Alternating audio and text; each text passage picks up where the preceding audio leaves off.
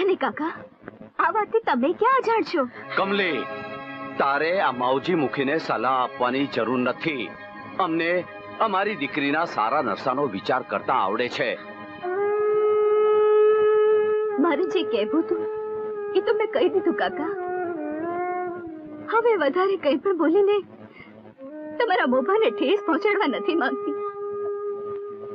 પણ હા, અહીંથી જાતા પહેલા એક વાત હું જરૂર કહીશ કે આજ જો જીવલીના મા બાપ જીવતા હોત ને તો એમણે એક વાર આ વાત પર વિચાર જરૂર કર્યો હોત.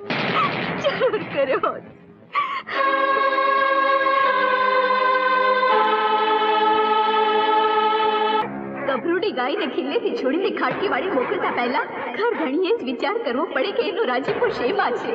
આ વાત હું જ નહીં, આખું ગામ જાણે છે.